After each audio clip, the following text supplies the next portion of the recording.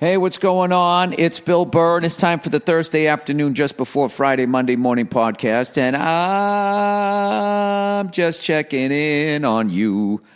I'm just checking in to see how the new normal and working from home and sticking your kids in a school pod is working out for everybody, all while socially distancing in 2020.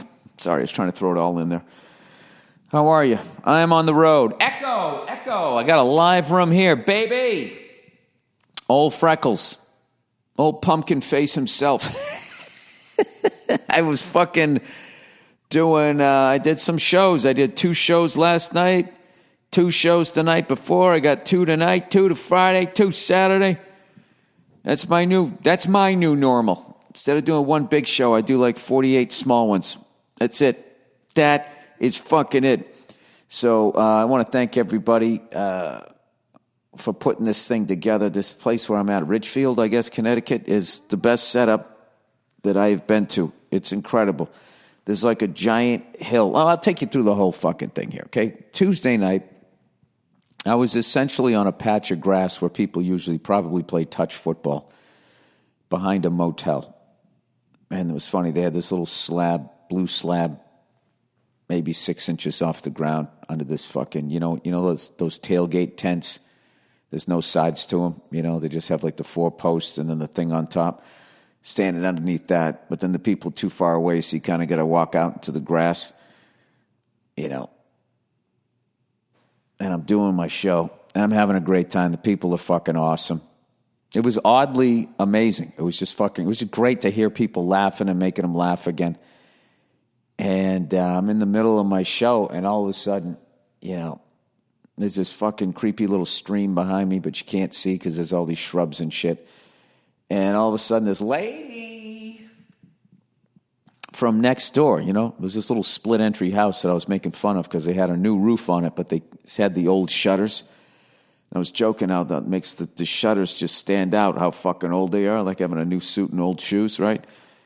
And this lady came over and with like her dogs and shit. I just sort of looked over. I just saw her. I was like, hey, welcome to the show, whatever. She gets in it with the security guard, and I'm just like, oh, sorry, is there a problem? What's going on? And then she just starts yelling at me. I have rights, and I can hear you all the way in my house, and I shouldn't have to listen to that filth. And I don't know, stuff, And I did say cunt, and I was yelling. So, I'm not a dick. So I said, oh, sorry about that. Maybe I kind of toned it down a little bit. We'll send you gift bags. I just kept... One of these people, they just wanted to yell. And it was, she started wagging her finger. I was like, don't you wag your finger at me. Got to this whole ridiculous thing. And she just kept screaming and yelling and screaming and yelling and screaming and yelling. And no matter what I did, I just couldn't diffuse it. And I don't know. And then she started like walking away and shit. And then she came back. It was a fucking mess. And then I didn't know what to do because I felt bad for her. It's like, she didn't want to hear the show. They usually have this white noise machine. And I guess the wind blew it over and it broke a few shows ago before I got there. So she was hearing every word. And then, then the worst part is I found out that she didn't live in that split entry that I was making fun of. She lived across the street, and the person who lived in the split entry was actually listening to the show and enjoying it, and I was shitting on his house.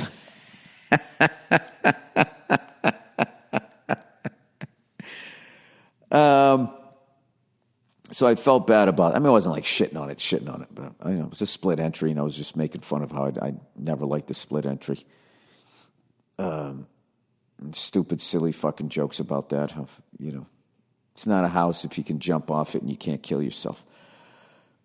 It's like they started to build a house and then they just quit. And just like, all right, let's just make the basement the first floor and we'll just fucking have a 1.5 floor as the top floor. That's elitist. That's what we do. I'm from Hollywood. I don't know. I was just fucking sitting there. I just saw it. I was making fun of it. There was a U-Haul in the fucking parking lot, of a motel, one of the saddest situations you can be in. I was just fucking ripping on people when I was there, and that's all I was doing. And then that lady came over. I felt really bad. But then I found out she's kind of been doing that like every show when she lived across the street. And I was like, all right, I get it. But, you know, you also have to respect the fact there are people out there that don't want to listen to those kinds of words. You know? It goes all the way back to the great Janet Jackson and her titty popping out during the Super Bowl. And all these fucking people who watch free porn all the time were like, wait, man, like, what's the big deal? Well, here's what the big deal is. It was on network television. And a lot of people just, you know, don't have cable. Not a lot, but people don't have cable because they don't want to watch people, you know, cursing and shooting each other and fucking on screen. So they put on a Super Bowl. They're watching a football game, and all of a sudden there's an iconic titty fucking on their screen. Which, by the way, was totally planned. It was not a wardrobe malfunction. It was totally designed to be ripped off. They were trying to do something shocking. It came off perfectly. Her clothes were not ripped. It came off like fucking Velcro. It was perfectly round circle right around her titty, right? She went out of her way to get her nipple pierced. The whole fucking thing was planned, and just the way she didn't reach up and cover herself. She sort of framed her titty. So the whole thing was planned, right? Janet took the fucking heat.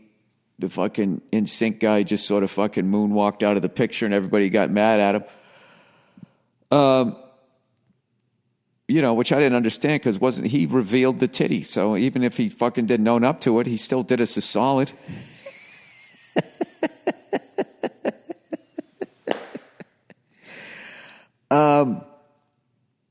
So my apologies to that lady. You know, I tried to clean it up a little bit, but they turned the sound down for the second show, and she didn't come back. Her and her two sad dogs. I think dogs know when they have a crazy owner. You know what I mean? They're still loyal to a fault. They're like, all right, I don't feel like running away and trying to become a wolf again, so I'll stick it out with this person. But, you know, you'd think they would learn from how cool I am, you know, because dogs are fucking cool.